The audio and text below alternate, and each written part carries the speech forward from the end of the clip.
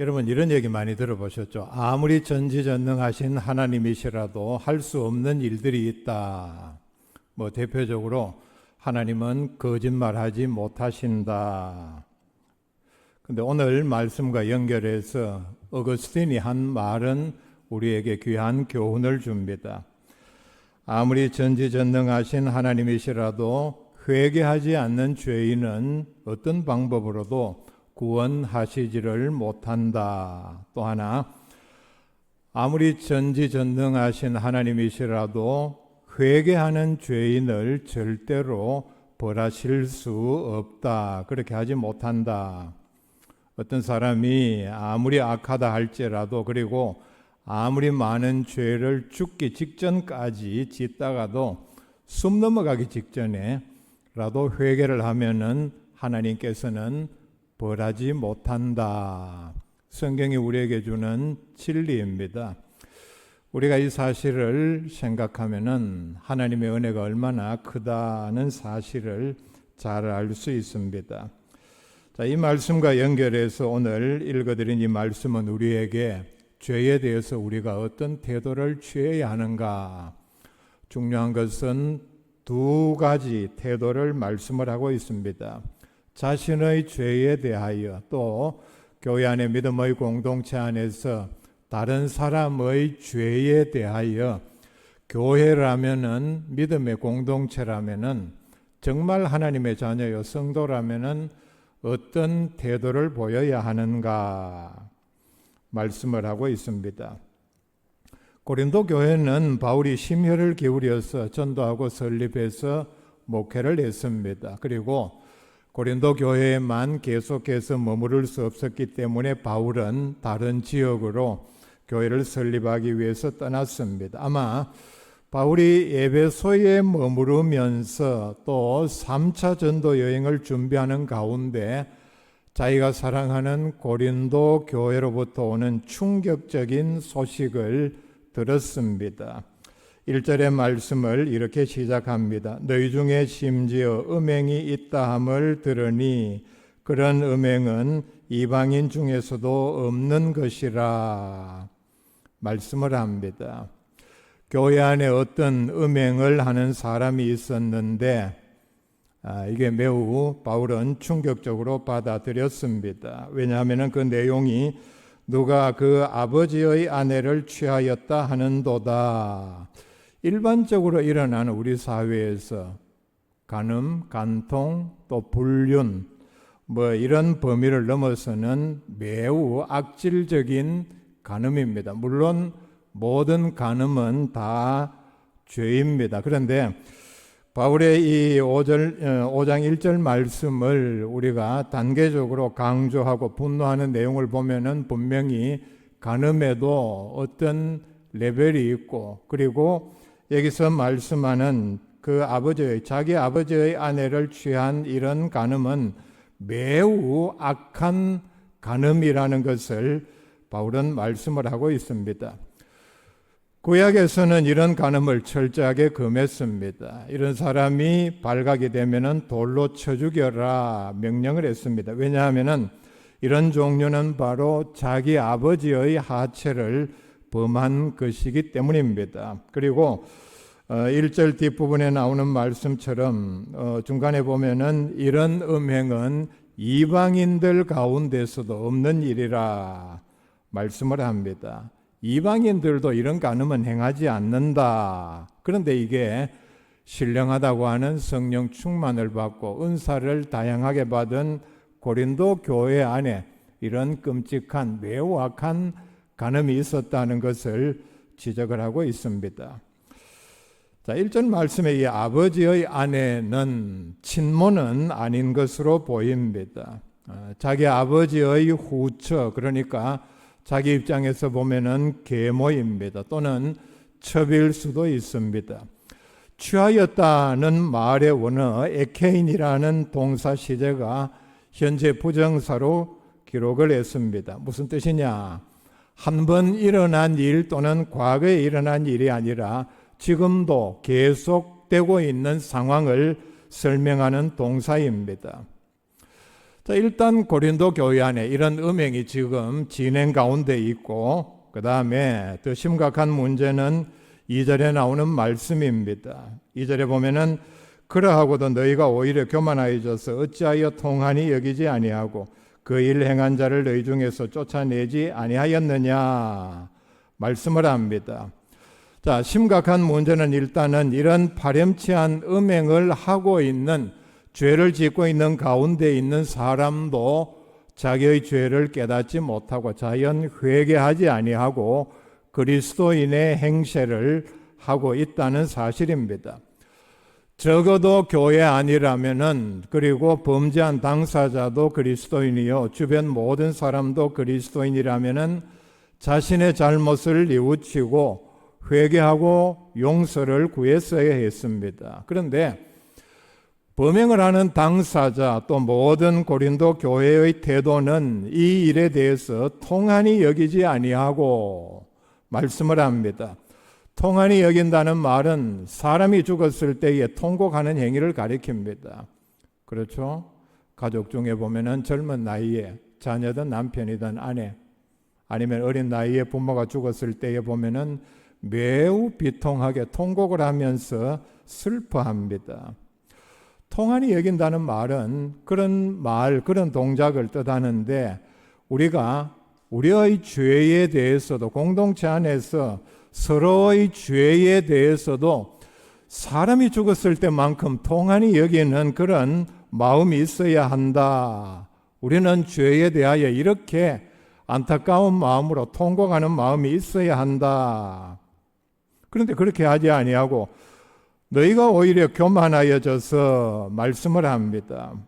무슨 뜻이냐 하면은 죄를 지은 사람도, 그리고 이걸 지금 보고 아무렇지도 않게 생각하는 사람들의 태도는 뭐냐 하면은 우리는 구원받았기 때문에, 우리는 바울이 앞에서 이 말씀을 지적을 했습니다. 우리는 다 구원받았고 성령 충만함을 체험했고 은사도 다양하게 가지고 있고 지혜도 있기 때문에 죄를 지어도 괜찮다는 거짓과 교만한 생각으로, 교만한 생각이 뭐냐 하면은 우리의 믿음이 이 정도 수준에 올라섰기 때문에 내가 아니면은 우리 가운데 이런 정도 죄야 우리 교회가 정상적으로 운영이 되고 믿음 생활하는데 구원받는데 아무런 지장이 되지 않는다. 얼마나 교만한 생각입니까? 바로 이런 교만과 거짓으로 더 큰 죄를 범하고 있는 것을 지적을 합니다. 음행을 하고 있는 사람도, 그리고 이 사실을 알면서도 그냥 보고 아무렇지도 않게 생각하는 고린도 교인 모두가 다 이런 생각을 가졌다. 죄를 짓고도 회개하지 않는 경우는, 대부분의 경우는 교만해집니다. 죄를 지었으면은, 자, 우리 교회 안에서만 국한해 봅시다. 자기가 어떤 죄를 지었고 교인들이 다 알면은 참 부끄러워하고 겸손해지면 좋겠는데 그런 경우는 잘 없습니다. 일단은 교만해지고 그 다음에 자기가 지은 죄를 정당화합니다. 그건 죄가 아니다 항변을 합니다. 이건 죄가 아니고 내가 어떤 일을 위해서 어떠한 일을 한 것이다. 오히려 자기를 미화합니다. 그리고 적반하장의 단계로 나아갑니다. 여기서 더 나아가면은 이게 집단을 형성합니다.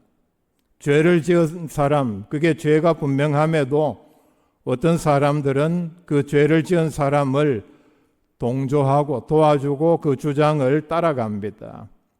자, 여러분, 우리 사회에서 보는 현상 아닙니까? 분명히 죄를 지었고 죄인이 분명한데도 본인이 그게 죄가 아니라고 하는데, 그러면은 여기에 옹호하는 사람들이 있습니다. 어떤 죄를 지어도 동조하고 옹호하고 도와주는 사람들이 있습니다. 추종하는 세력들이 있다는 얘기입니다. 김일성이 그렇지 않습니까? 김일성을 옹호하고 추종하는 사람들이 얼마나 많습니까? 그리고 우리나라가 이만큼 발전하게 된 게 일본의 덕이다. 일본이 식민지 통치를 했으니까 그나마 조선 말기의 왕정이 종식되고 우리나라가 근대화 이만큼 발전한 게 아니냐. 이 외에도 이런 예들은 얼마든지 많습니다. 죄인을 옹호하고 도와주는 사람들이 심지어는 여러분 구약 성경에서부터 신약 성경이 이르기까지 이런 일은 늘 있어 온 일입니다. 그래서 추종하는 사람들을 모으고 세력화하고 그 다음에 점점 더 세력을 넓힙니다. 이게 바로 마귀의 역사입니다. 자, 이러니까 처음부터 죄를 지은 사람은 오늘 말씀에 나오는 이 죄를 짓는 사람도 마찬가지입니다. 자기의 죄에 대해서 전혀 부끄러워하지를 않습니다. 오히려 자랑을 합니다. 바울이 탄식하는 것은 성도라고 하면서 어떻게 한 사람도 이 사람의 죄에 대하여 통한히 여기지 아니하고 쫓아내지도 아니하였느냐 한탄입니다. 우리가 성경 말씀을 종합해 보면 교회 안에서 이런 일이 일어났을 때에 교회가 어떻게 해야 하느냐 순서적으로 보면은 바울은 갈라디아서 6장 1절에서 역시 이 말씀을 기록한 바울은 이렇게 말씀을 합니다. 형제들아, 사람이 만일 무슨 범죄한 일이 드러나거든 신령한 너희는 온유한 심령으로 그러한 자를 바로잡고 너 자신을 살펴보아 너도 시험을 받을까 두려워하라. 범죄하는 일이 일어나면은 드러나게 되어 있습니다. 소문이 나고 그 다음에 누구도 부인할 수 없는 그런 상황이 됩니다. 그때 어떻게 해야 하는가? 가장 첫 단계로 신령한 사람 가운데 한 사람이 우선 자기 자신이 신령해야 합니다. 그리고 처음부터 책망을 하는 것이 아니라 온유한 심령으로 하나님의 말씀으로 권면하고 위하여 기도하고 그런 잘못을 한 사람을 바로 잡아야 합니다. 절대로 처음부터 호되게 책망을 하고 또 고압적이 되어서는 되지를 않습니다. 예수님께서도 이와 같은 말씀을 하셨습니다. 마태복음 18장 15절 이하의 말씀에 보면은 네 형제가 죄를 범하거든. 자, 같은 말씀인데 예수님께서는 좀 더 단계적으로 말씀을 했습니다. 그 사람에게 조용히 가서 너와 그 사람과만 상대하여 권고하라. 아무도 모르게 공개적으로 하지 말고 어디까지나 첫 단계입니다. 다행히 이 단계에서 들으면은 네가 그 형제를 얻은 것이요. 자, 그 다음에 단계가 바로 문제입니다. 만일 듣지 않거든 한두 사람을 데리고 가서 두세 증인의 입으로 말마다 확정하게 하라. 증인을 반드시 두어서 아마 역시 앞에서 말한 신령한 사람들을 데리고 가서 이 사람이 어떻게 말을 하는가 하는 걸 분명히 기록을 아니면은 증거로 남겨라. 근데 또 듣지 않는 경우가 있겠죠. 17절에 만일 그들의 말도 듣지 않거든 교회에 말하고, 바로 오늘날의 교회를 말을 합니다. 교회에 말하고 교회의 말도 듣지 않거든 이방인과 세리와 같이 여기라. 그 사람은 교회 안에 아무리 예수 믿은 지 오래되었고 직분이 있다 할지라도 또 현재 맡은 일이 크다 할지라도 그리스도인으로 여기지 말라. 예수님의 명령입니다. 본격적으로 교회를 맡아서 목회를 한 디모데에게 역시 이 말씀을 기록한 바울은 디모데전서 5장 20절에서 이렇게 권면을 합니다. 범죄한 자들을 모든 사람 앞에서 꾸짖어, 즉 공적인 예배 자리 교회에서 꾸짖어 나머지 사람들로 두려워하게 하라. 참 지금 우리로서는 도저히 받아들일 수 없는 말씀입니다. 그런데 바울은 분명히 이 사실을 이렇게 명령을 하고 있습니다.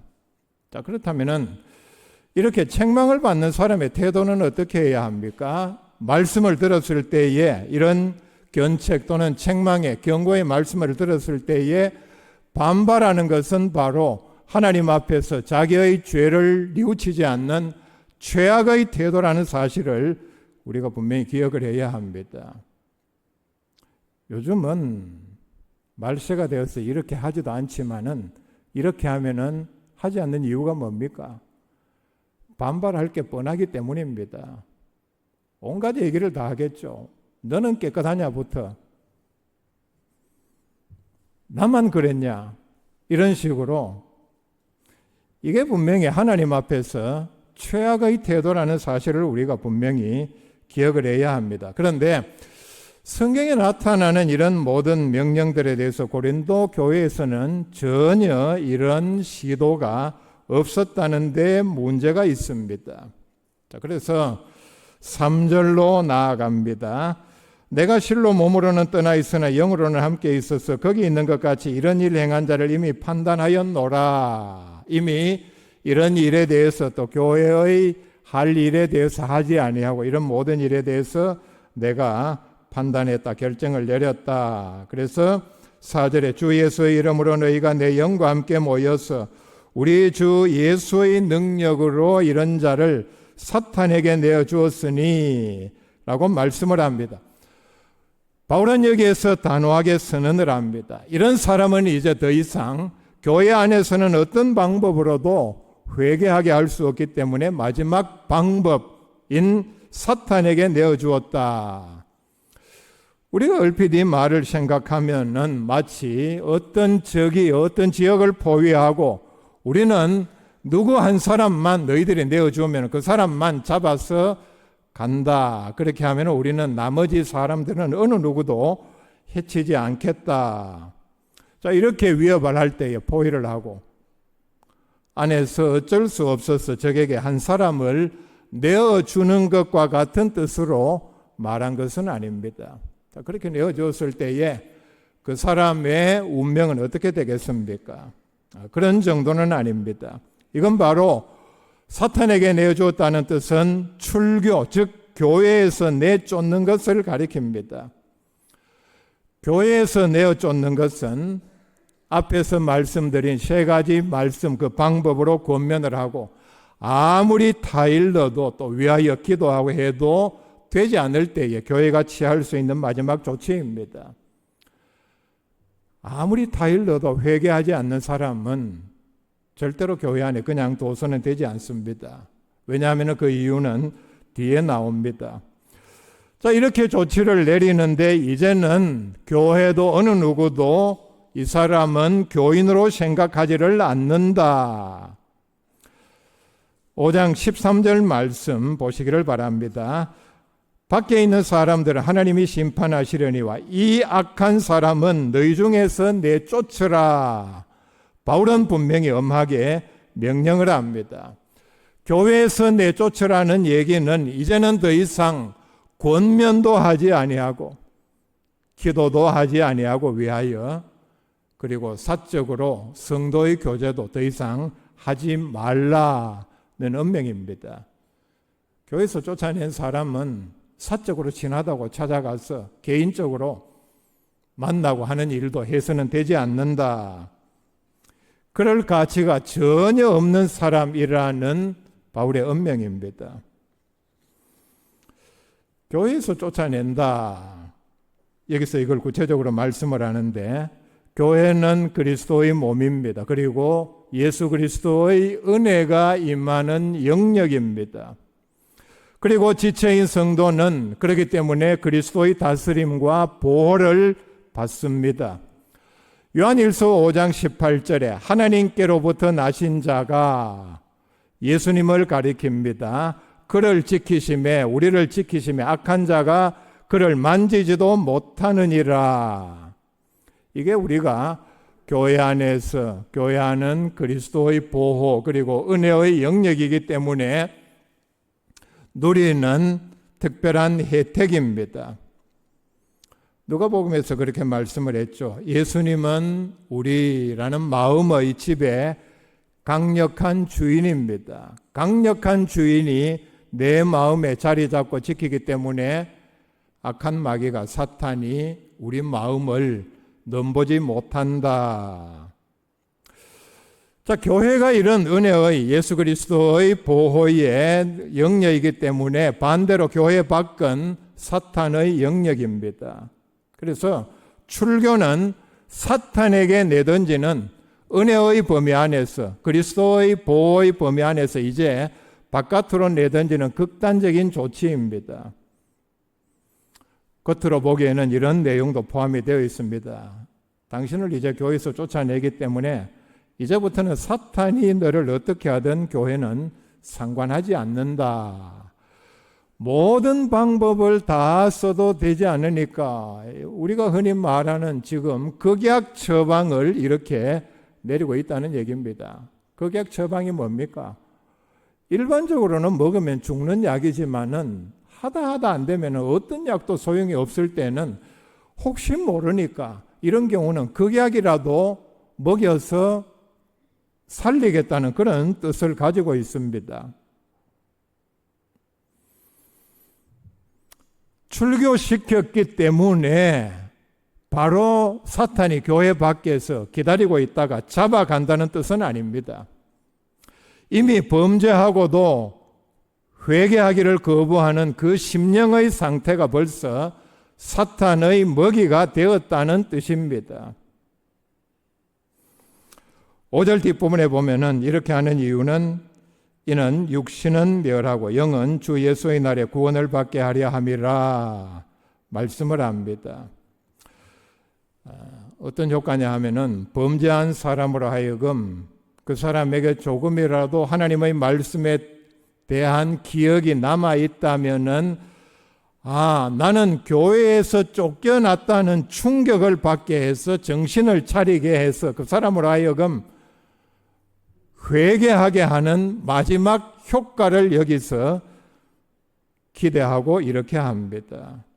그러니까 참 교회에서 쫓아내는 일은 참 드물죠. 왜냐하면은 모든 사람들이 생각할 때에 교회는 사랑이고 웬만한 죄인은 다 은혜로 감싸주고 용서하고 덮어주고 하는데 교회에서 쫓아냈다 얼마나 큰 충격입니까?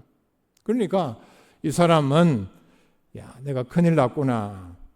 그러니까 회개하려는 마음 또는 성경을 조금이라도 안다면은 내가 이렇게 예수 그리스도의 은혜의 범위 밖으로 쫓겨났기 때문에 언제 사탄에게 끌려갈지 모른다. 두려워하게 해서라도 회개하게 하기 위함입니다. 그런데 그렇게 하지 아니하고 고린도 교회처럼 정상적으로 아무런 거리낌 없이 대하고 당신도 그리스도인입니다. 구원받았습니다. 교회의 중직자입니다. 이렇게 충성하시니 참 놀랍습니다. 이런 식으로 대하면은 교회 안에 있으니까 이런 사람들은 그리스도인으로 구원받은 것으로 착각을 합니다. 그리고 자동적으로 교회 안에 있기 때문에 예수 그리스도의 은혜 보호를 받고 있다고 생각합니다.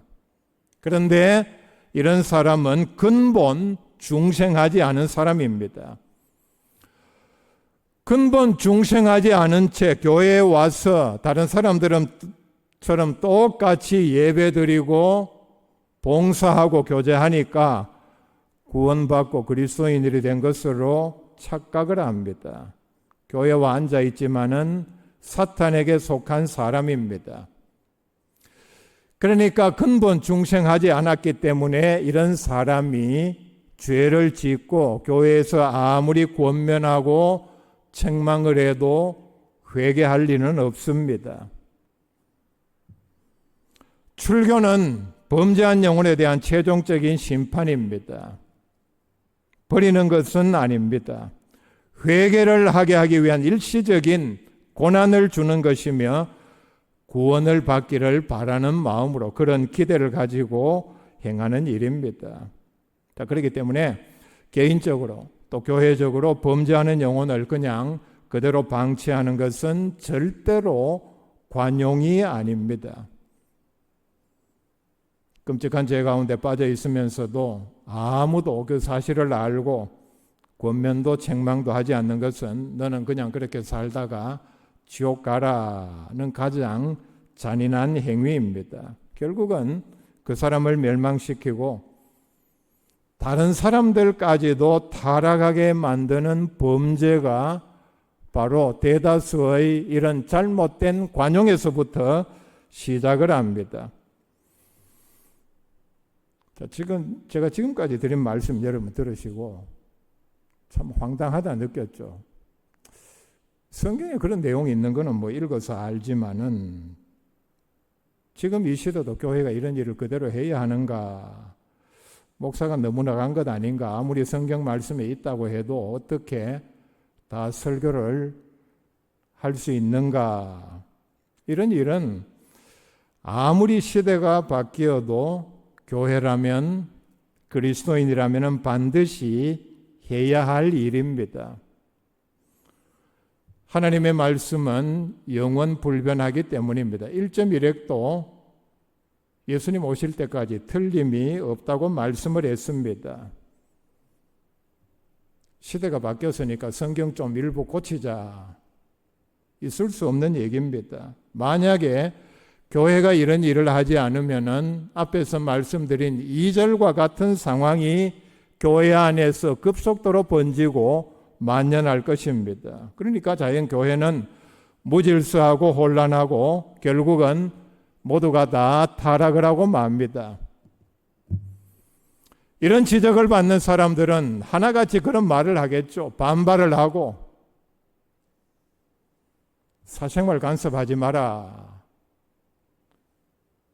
주일날 교회 나와서 한번 예배 드렸으면 되지. 내가 세상에 나가서 6일 동안 무슨 일을 하든지 그건 내 사생활의 영역이니까 알려고도 하지 말고 간섭도 하지 말라.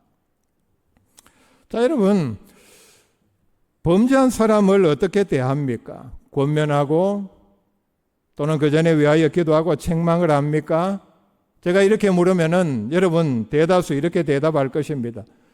아니, 그런 말을 어떻게 합니까? 원수 지려고. 알아서 돌아오겠죠. 설교를 통해서 죄를 지적하는 것은 시대에 뒤떨어진 설교다. 많은 그리스도인들이 그렇게 생각합니다. 아마 오늘 이 내용도 여러분들이 들으시고, 아니, 요새 이런 설교를 하는 목사도 있나? 5절의 말씀처럼 이런 식으로 교회에서 쫓아내면은 교회에 남아있을 사람이 몇 사람이나 되겠습니까? 또 그렇게 반문할 것입니다. 아니면은, 아니, 목사님, 일주일 내내 사회에서 스트레스 받다 왔는데 설교 듣고 더 스트레스 받습니다. 여러분 생각이 지금 그렇죠? 내가 지금 이 얘기 들으려고 여기 왔나 하는 생각이 드는 분도 있을 것입니다. 하나님의 뜻은 이렇게 단호한데 우리는 교회에서 자신의 범죄, 남의 범죄에 대하여 너무나도 너그럽습니다. 이건 바로 교회가 타락했다는 증거입니다. 친하다고, 내가 좋아한다고, 그 사람이 나를 좋아한다고 그 사람의 범죄에 대하여 너그러운 사람들이 많습니다. 교회 안에서 이런 일이 일어나서 얘기를 해보면은 분명히 범죄가 맞는데 자기하고 친하다고 옹호하고 두둔을 합니다. 아까 말씀드린 불신 세계와 전혀 다르지 않습니다. 이건 분명히 잘못된 관용입니다. 그 사람의 어떤 자신의 사익을 위해서 그 사람을 옹호하고 편이 되어주는 것에 불과합니다. 아주 더러운 생각입니다. 만약에 바울이 이 사람을 사단에게 내주지 아니하고 계속해서 범죄를 하고 그냥 그대로 두면은 다른 사람들까지도 영향을 받아서 같은 범죄를 저지르고 결국은 교회는 무너지고 맙니다. 자, 그래서 6절 말씀 보세요. 너희가 자랑하는 것이 옳지 아니하도다. 적은 누룩이 온 덩어리에 퍼지는 것을 알지 못하느냐. 고린도 교인들은 뭘 자랑했는가 하면은 끄떡없다. 교회 안에 이런 일이 있어도 우리 교회는 나는 절대로 영향받지 않는다. 우리가 구원받고 교회가 정상적인 역할을 하는 데는 이 정도 죄는 전혀 문제가 되지 않는다. 자랑하는 것이 옳지 않다는 얘기입니다.